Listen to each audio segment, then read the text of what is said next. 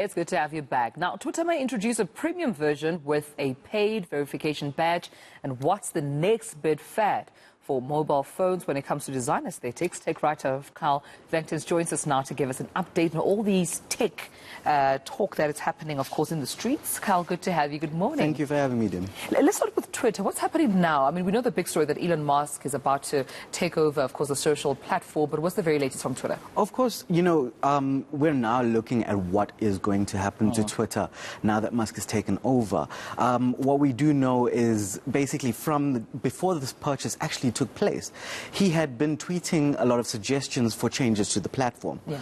Among those suggestions, what he mentioned was a more free algorithm that people would be able to have less control over, or rather more control over what they tweet. And the content of this would change quite a lot. So the algorithm would allow for people to allow people for more free speech. Okay.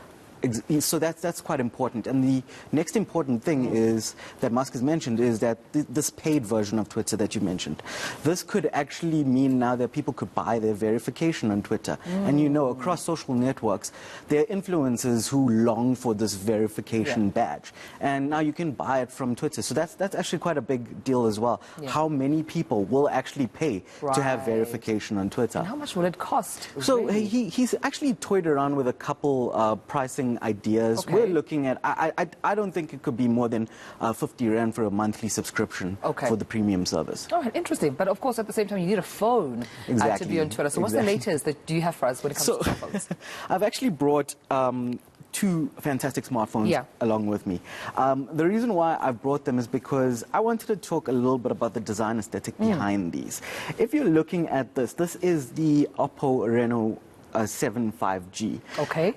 It's got a beautiful gradient at the back. You can see this is the new design style that we've seen adopted by many smartphone brands, having this kind of gradient at the back with large cameras. And that's one thing I'll say is, like, Apple have been very influential ever since the release of iPhones with bigger cameras on the back, that other manufacturers are now adopting this. And if you look at this, it's quite evident that the bigger cameras are now making a bigger presence on devices. And then if you take a look at this, is the Huawei P50 Pro.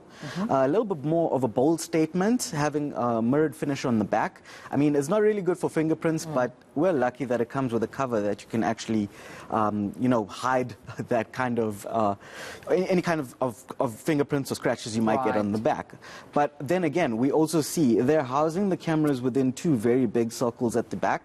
And that also just to emphasize the fact that you've got big cameras on these devices.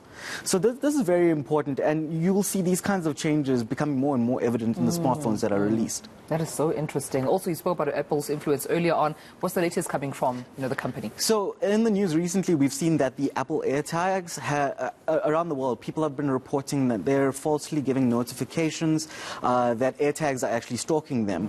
Now, if people come into contact with an AirTag and they have AirTags of their own, it's going to notify them of this. Right. And this is part of Apple's anti-stalking feature.